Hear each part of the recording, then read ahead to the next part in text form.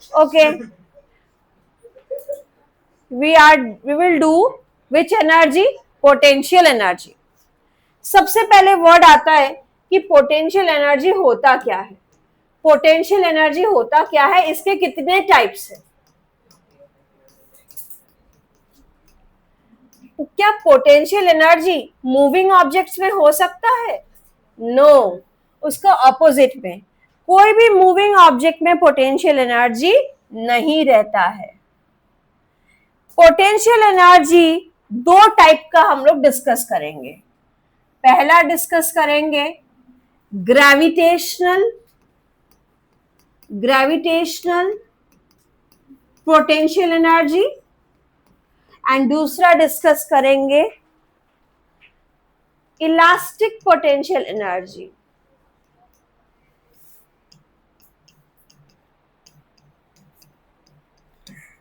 अब बुक में ऐसा दो टाइप करके एनसीईआरटी में उतना अच्छे से नहीं बताया हुआ है. सिर्फ ग्रेविटेशन के बारे में डिस्कस किया हुआ है और इसका नेम डिस्कस नहीं किया है.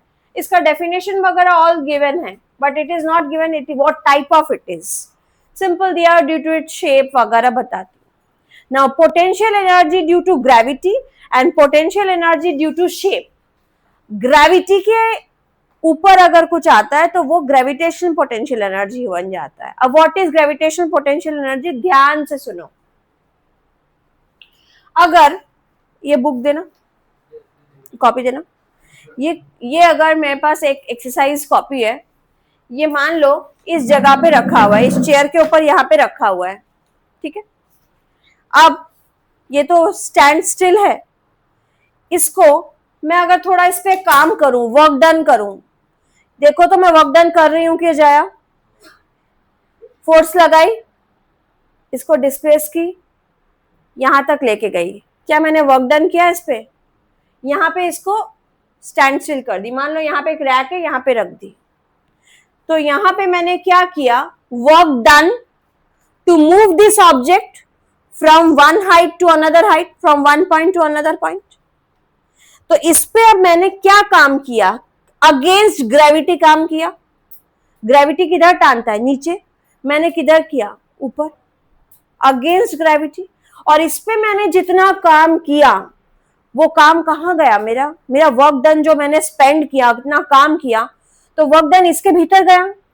तो इसके भीतर ये वर्क डन जो स्टोर होके रख रहा है, the energy which is possessed by this object, इस एनर्जी में जो एनर्जी है इस वक्त, तो उसको मैं बोलूंगी पोटेंशियल एनर्जी. कौन सा? ग्रेविटेशनल. वापस बोल रही हूं, वापस यहां रखते हैं. Work done to move an object from a certain height to a certain height, या from ground to a height. Ground से भी उठा सकते हैं. From ground to this point. अगर मैं इस पॉइंट तक उठाऊं तो मैंने वर्क डन जो किया है, उस वर्क डन का जो एनर्जी आता है रिजल्ट, वो एनर्जी किसके भीतर है? इसके भीतर है. तो इसके भीतर जो एनर्जी है अगेंस्ट ग्रेविटी, मैंने इस पे कैसा काम किया था? Against gravity. मैंने इसका कोई शेप चेंज किया? नो. बस मैंने वर्क डन किया किसके अगेंस्ट? ग्रेविटी के अगेंस्ट. तो ग्रेविटी के अगेंस्ट जो मैंने इस पे काम किया और इसके भीतर अब जो एनर्जी है उसको हम बोलेंगे इस पे ग्रेविटेशन पोटेंशियल एनर्जी है. मान लो एक डैम है. डैम जानते हो, जहां से वाटरफॉल करता है. अब डैम एक सर्टेन हाइट पे है, वहां से पानी गिरा नहीं है. अब वहां से उस डैम के भीतर जो पानी स्टोर्ड है, तुम लोग को क्या लगता है उसके भीतर कौन सा एनर्जी है? ग्रेविटेशन पोटेंशियल एनर्जी है कि इलास्टिक शेप? एक डैम के भीतर पानी है, उसके भीतर ग्रेविटेशन पोटेंशियल एनर्जी है या फिर इलास्टिक पोटेंशियल एनर्जी? क्योंकि उसका शेप में तो कुछ बदलाव नहीं आ रहा है, वो तो सिर्फ हाइट पे डिपेंड कर रहा है. तो एक हाइट पे रखने से उस पर ग्रेविटेशनल पोटेंशियल एनर्जी है. अब मुझे बोलो तो बाबू दो कॉपी दो, एक और दो. दोनों को मैं सेम लेवल से उठा रही हूँ, दोनों को वर्क डन करती हूँ अगेंस्ट ग्रेविटी. फोर्स लगा के दोनों को रेज किया, ये और रेज किया. बोलो ज्यादा हाइट पे मैंने किसको लेके गई? इसको. तो मैंने जिसको ज्यादा हाइट पे लेके गई उस पे मैंने वर्क डन ज्यादा किया या इस पे ज्यादा काम किया? इस पे. तो बताओ इसमें ज्यादा एनर्जी पोजेस करेगा या इसमें एनर्जी ज्यादा होगा? इसमें ज्यादा एनर्जी होगा, क्योंकि इसका हाइट भी बढ़ गया. और मैंने इस पे इसलिए काम भी ज्यादा किया है। तो हाइट अगर ज्यादा होगा तो पोटेंशियल एनर्जी ज्यादा होगा। अगर ग्राउंड से मैं दोनों चीज को अपलिफ्ट कर रही हूं तो बताओ, अगर डैम साकिब, ये मान लो डैम है, यहां से वाटर फॉल करेगा, तो वाटर मान लो अगर नीचे गिर रहा है, तो बताओ इस पॉइंट पे पोटेंशियल एनर्जी मैक्सिमम होगा या इस पॉइंट पे मैक्सिमम होगा? पॉइंट ए, पॉइंट बी, किधर पोटेंशियल एनर्जी ज्यादा होगा? ए पॉइंट या बी पॉइंट? ए पे, क्योंकि ए पे हाइट बहुत ज्यादा है। जितना हाइट ज्यादा होगा, ग्राउंड से जितना ऊंचा जाएगा, उसके भीतर पोटेंशियल एनर्जी, कौन सी potential energy? Gravitational potential energy उतनी ही ज्यादा होगी। अब बताओ एकदम ग्राउंड पे उसकी पोटेंशियल एनर्जी कितनी होगी? 0, क्योंकि उसको तो कुछ रेज ही नहीं किया गया है। तो at ground the potential energy are 0 because there is no height, there is no work done against gravity. So whom we have done the work done for raising it? B point में जरूर हुआ था और A point में, but maximum potential कहाँ पे है? यहाँ पे maximum potential energy A point पे है because it has attained maximum height. Is it clear? तो ग्रेविटेशनल पोटेंशियल एनर्जी का हम लोग को डेफिनेशन यही पढ़ना है। क्या पढ़ना है? Work done on an object to move against gravity from the ground to any height h, कोई भी height h हो सकता है, to a height h। अब बेटा इसका डिराइवेशन वैसा कोई टफ नहीं है। वर्क डन का फॉर्मूला तुम लोग सब जानते हो। वर्क डन का फॉर्मूला है जया, फोर्स इनटू डिस्प्लेसमेंट, सब जानते हो। क्लियर? फोर्स का फॉर्मूला श्रेयोशी तुम्हें भालो करे जानो, फोर्स इक्वल्स टू मा M A acceleration.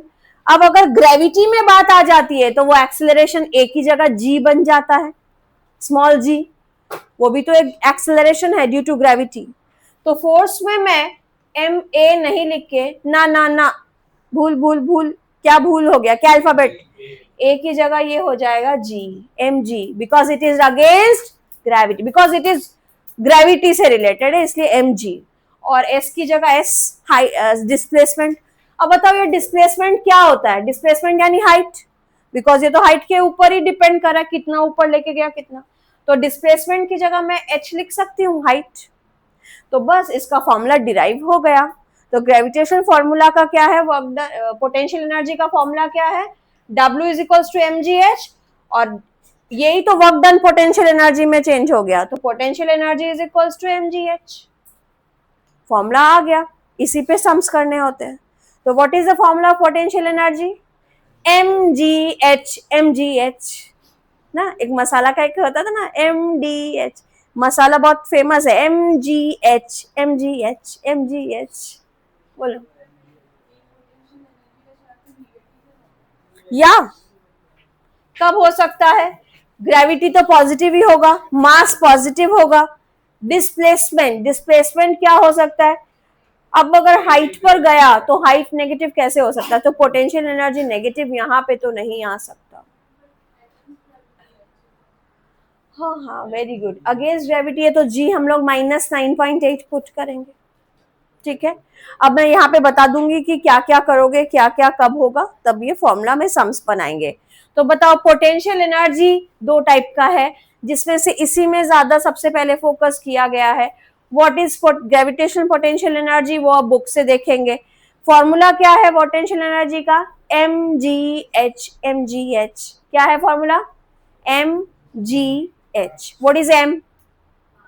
What is G? Acceleration due to gravity, acceleration due to, value कोई किसी को याद है स्मॉल जी का? 9.8 मीटर पर second square. What is H? Height का यूनिट मीटर, मास का यूनिट केजी, और जी का यूनिट मीटर पर सेकेंड स्क्वायर, और ओवरऑल पूरा का यूनिट देंगे जूल। क्या देंगे? एनर्जी का यूनिट जूल। अब ये आ जाओ इलास्टिक पोटेंशियल एनर्जी, इसका कोई अलग फॉर्मूला नहीं है, इसका कुछ अलग नहीं करना। इसमें इलास्टिक पोटेंशियल एनर्जी में सिर्फ यही सीखना है, this potential energy is due to shape size, position, configuration. यानी अगर मैं मान लो एक स्प्रिंग है, या मान लो ये एक पेन दो, अब मैं मान लो ये एक पेन है, इस पेन का मान लो, इस पेन को मैं अगर इस पे वर्क डन करूं, इसको मैं वर्क डन करके इसको मैं ऐसा कुछ करूं, मान लो स्प्रिंग है तो इस पे वर्क डन करके इसको मैंने ऐसे खींचा और फिर वो वैसे बन गया, तो मैंने जो वर्क डन किया उसका शेप चेंज किया मैंने, तो मेरा वर्क डन किस में कन्वर्ट हो गया? Potential energy. कैसा potential energy? Elastic potential energy, because of it shape, size, वापस भी आ गया इलास्टिक, आ सकता। स्प्रिंग, टॉय कार का मैं अगर मान लो पीछे जो चाबी टाइप का होता है उसको ऐसे खींची, वर्क डन की, फिर वो वैसे ही चला गया, तो मेरा जो वर्क डन हुआ that is potential energy due to shape. না আসলে একটু তো কিছু হবে, তো দ্যাট ইজ পোটেনশিয়াল এনার্জি। না কোনটা না আসলে এটা বলো। हाँ बोलो शारण्या। कन्वर्ट करना है बाबू, ट्रांसफॉर्मेशन ऑफ एनर्जी टॉपिक है, यानी एक एनर्जी से दूसरी एनर्जी में ट्रांसफर करना है। तो सबसे पहले मैं अगर बात करूं, मैं एग्जांपल ले लेती हूं, मान लो स्विमिंग पूल में जब हम डाइव करते हैं तो मान लो ये पूल का लास्ट पॉइंट है ग्राउंड, ये पूल का हाइट है, ये पूल यहां से यहां एक मानुष खड़ा है, स्विमर जो डाइव करेगा। अब बताओ यहां से वो यहां डाइव कर रहा है, नीचे जा रहा है धीरे धीरे ऐसे करते करते, एकदम ग्राउंड पे तो नहीं जाएगा, बीच में जाके मान लो वो स्विम कर रहा है फिर ऊपर आ रहा है ऐसे कर रहा है। तो मुझे बताओ जब वो डाइव करेगा इस पॉइंट पे, सबसे फर्स्ट पॉइंट पे हाईएस्ट क्या है? पोटेंशियल एनर्जी हाईएस्ट है कि काइनेटिक एनर्जी हाईएस्ट है? यानी वो जैसे डाइव कर रहा है तो पोटेंशियल एनर्जी बहुत ज्यादा है, बहुत ज्यादा पोटेंशियल एनर्जी। अब डाइव करके जैसे नीचे जा रहा है तो उसका मान लो हाइट कम हुआ, तो हाइट कम हुआ तो क्या कम हुआ? पोटेंशियल एनर्जी कम हुआ। तो अगर एक एनर्जी कम हो रही है, वो कम होके गई कहां? लॉस कभी नहीं हो सकता एनर्जी, क्योंकि ये लॉ है, energy can neither be created nor be destroyed. Energy कभी खत्म हो ही नहीं सकता। इस धरती पे एक एनर्जी अगर कम हो रही है वो किसी और में ट्रांसफर हो चुकी है। अगर ये इलेक्ट्रिकल को मैं बंद कर दूं, ये इलेक्ट्रिकल एनर्जी किसी और में ट्रांसफर हो जाएगी। ये अगर पंखा घूम रहा है, ये पंखा कहां से घूम रहा है? समझना पड़ेगा, इलेक्ट्रिकल वायर से, इलेक्ट्रिक एनर्जी से घूम रहा है। इलेक्ट्रिकल एनर्जी इसको क्या कर रहा है? गोल गोल घुमाने में काम आ रहा है, यानी काइनेटिक एनर्जी। अब ये काइनेटिक एनर्जी किस में चेंज हो रही है? पंखा बहुत देर घूमने पे देखो थोड़ा हीट हो जाता है, तो थोड़ा हीट एनर्जी में कन्वर्ट भी हुआ। तो हर एक एनर्जी क्या है? एक से दूसरे में कन्वर्ट होती है। तो ये पोटेंशियल एनर्जी अगर कम हुआ, पोटेंशियल एनर्जी कम हुआ, जैसे ही पोटेंशियल एनर्जी कम होता है काइनेटिक एनर्जी बढ़ जाता है। तो यहाँ पे क्या बढ़ा? काइनेटिक एनर्जी, क्योंकि जो भी नीचे आ रहा है उसका वेलोसिटी बढ़ेगा, नीचे आएगा तो उसका पोटेंशियल एनर्जी कम हुआ, काइनेटिक एनर्जी बढ़ गया। और थोड़ा नीचे आया और पोटेंशियल एनर्जी कम हुआ, काइनेटिक एनर्जी और बढ़ा। मान लो एकदम जीरो पे, ग्राउंड जीरो पे पोटेंशियल एनर्जी है ही नहीं और ओनली क्या प्रेजेंट है, और इस जगह पे only potential energy, kinetic energy है ही नहीं। अगर वो ऐसे डाइव करने जा रहा है तो मोशन में ही नहीं है, mv², वेलोसिटी नहीं है, तो काइनेटिक एनर्जी है ही नहीं। यानी ये समझ में आ रहा है कि पोटेंशियल एनर्जी और काइनेटिक एनर्जी एक दूसरे में कन्वर्ट होते हैं। तो पोटेंशियल एनर्जी और काइनेटिक एनर्जी का जो सम है, तनुश्री,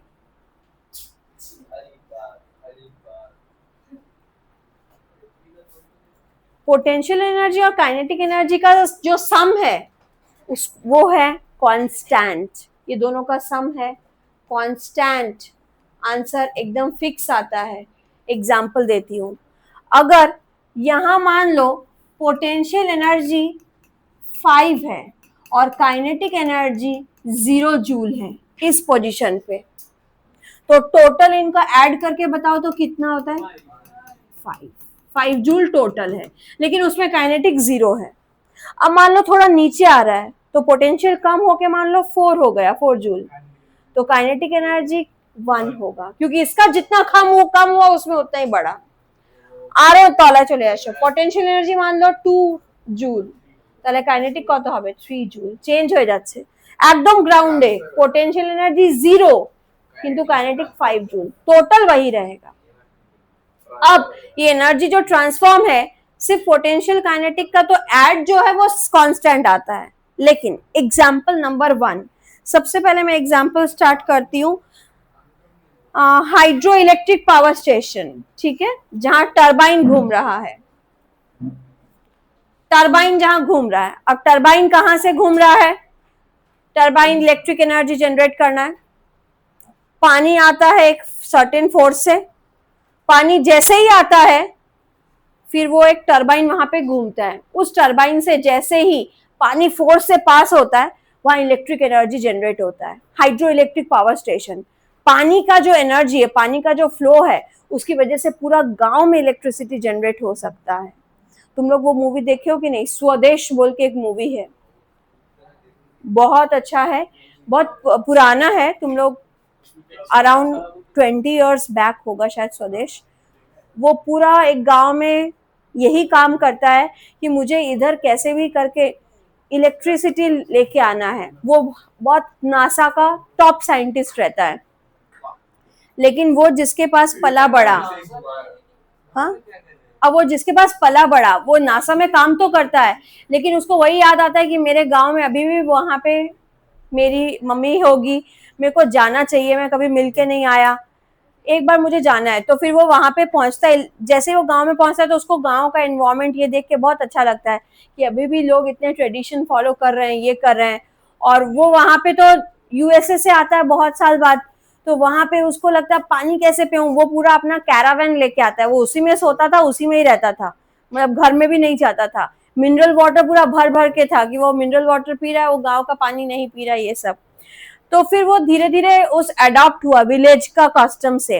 वो बोला मुझे इस विलेज में कुछ करना है, तो कुछ करना है, तो वो बोला क्या करें, तो इलेक्ट्रिसिटी जनरेट किया। उसमें वही है कि वो टरबाइन से कैसे वो किया। तो इसके साथ साथ मैंने तुम लोगों को एक मूवी का स्टोरी भी बताया इन शॉर्ट। अब तो फिर बताओ, ये डैम है, यहां से पानी फॉल करेगा, पानी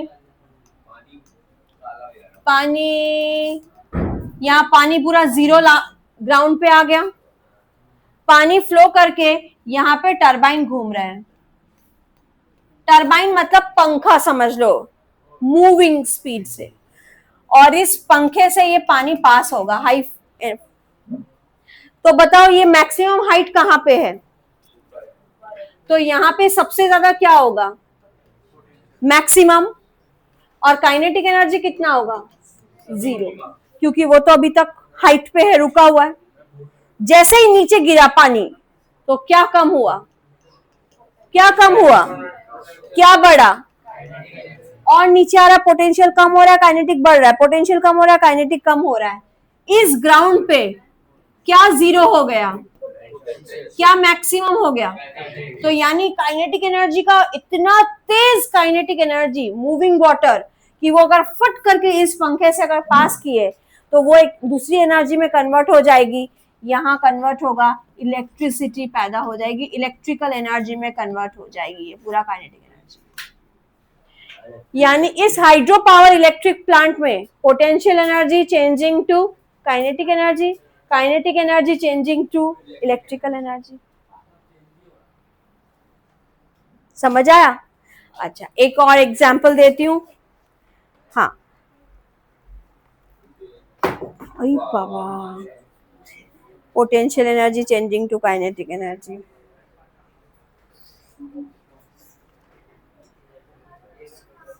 चलो ये बोलते हो, थर्मल पावर स्टेशन देखे हो? थर्मल पावर स्टेशन का नाम सुने हो? तो ये देखे तो क्या हो? थर्मल पावर स्टेशन क्या होते हैं सुनो? कोल माइन, जो कोयला के खान में जो लोग वर्क करते हैं, वहां पे कोल माइंस होते हैं, जमीन के नीचे माइंस होते हैं। तो कोल माइंस में क्या होता है, कोल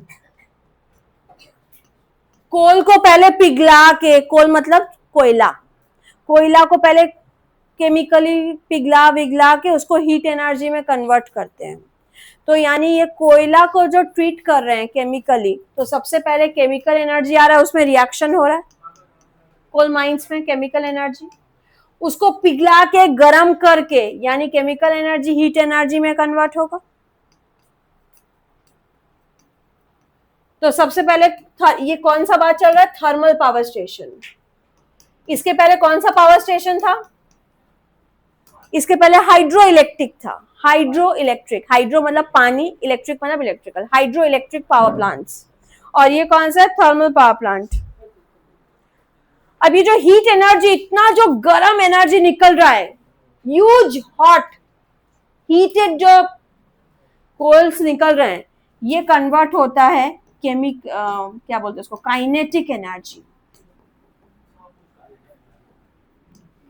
और काइनेटिक एनर्जी फाइनली कन्वर्ट होता है पोटेंशियल एनर्जी।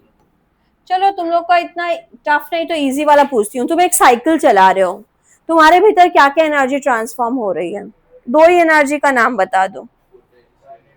साइकिल चला रहे हो तो हम लोग का कौन सा, मस्कुलर एनर्जी, चकाचक चकाचक चकाचक। अब मस्कुलर एनर्जी, बहुत पसीना पसीना आके पूरा एकदम गर्म हो गए, तो क्या हुआ, हीट एनर्जी। तो muscular energy changing to heat energy.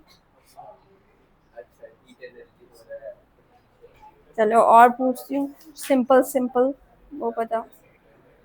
Electric bulb के में बताओ, गौरव यू से इलेक्ट्रिक बल्ब का बात बताओ। तुम लोग चलो एक एक करके लिखो। नंबर 1 इलेक्ट्रिक बल्ब, कॉपी में लिखो इलेक्ट्रिक बल्ब। बल्ब में क्या क्या ट्रांसफॉर्मेशन आ रहा है, बल्ब किससे जलता है, इलेक्ट्रिकल। यानी सबसे पहले लिख लेते हैं इलेक्ट्रिकल एनर्जी,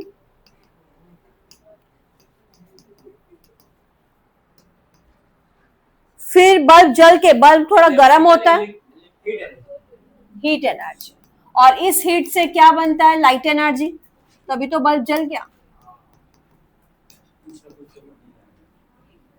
तो एक बल्ब जलने में इलेक्ट्रिकल, इलेक्ट्रिकल से हीट, हीट से लाइट। और ये पता इलेक्ट्रिकल कहां से आया, उसके पहले केमिकल भी होता है, बल्ब जलने के पहले केमिकल एनर्जी। कुछ तो बैटरी फैक्ट्री लगाए কেমিক্যাল, কেমিক্যাল মানে এটা জ্বলার পরে সুইচ অন করলাম, ইলেকট্রিক্যাল, ইলেকট্রিক্যালের পরে গরম হলো আর আলটিমেটলি লাইট, লাইট জ্বলছে, হিট হচ্ছে লাইট। এর আগে এখানে কি ইলেকট্রন প্রোটন সব যাচ্ছে এদিকে ওদিকে, बोलो बेटा। रेडियो, हाँ।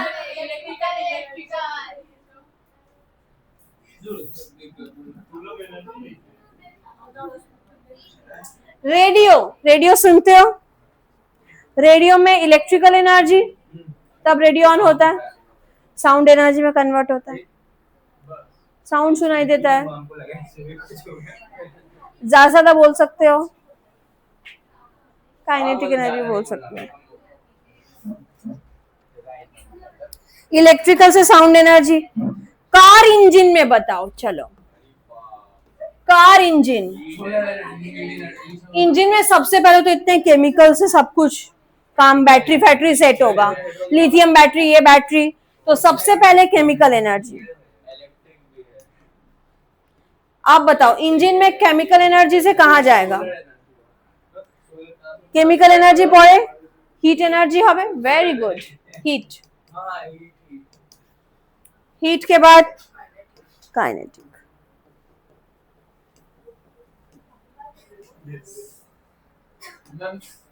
काइनेटिक एनर्जी और पोटेंशियल দুটো একই, हाँ, इलेक्ट्रिकल एनर्जी, साउंड एनर्जी। ये भी इंपॉर्टेंट है, बैटरी या फिर सेल, जो रिमोट का बैटरी है या जो रिमोट का सेल है, बना पाए डॉट स्ट्रक्चर बना, डॉट स्ट्रक्चर बना। बैटरी या सेल, हाँ क्लास 12 के किसी भी स्टूडेंट को बुला लेते हैं, बैटरी या सेल के भीतर रिएक्शंस बता देंगे। तुम एक काम करो, मोबाइल चार्जर का भीतर क्या रिएक्शन हो रहा है, हेडफोन्स में कौन सा, बैटरीज में कौन सा रिएक्शन हो रहा है, तो सबके भीतर रिएक्शन होता है। शुभम तिवारी बाहर बैठा है, वी कैन कॉल एंड से कि इसके भीतर रिएक्शन केमिकल एनर्जी है कि कोई और एनर्जी, वो बता देगा इसके भीतर केमिकल एनर्जी है, क्योंकि 12 में उन लोग का है। ज्यादा भी नहीं पढ़ना है। Chemical energy into electrical energy,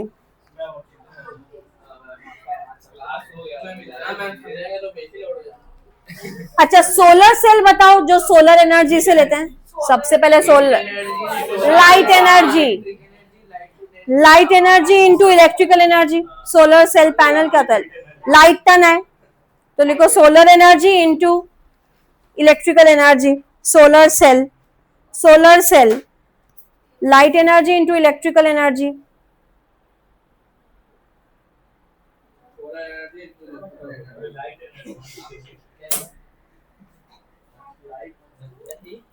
solar energy into light energy.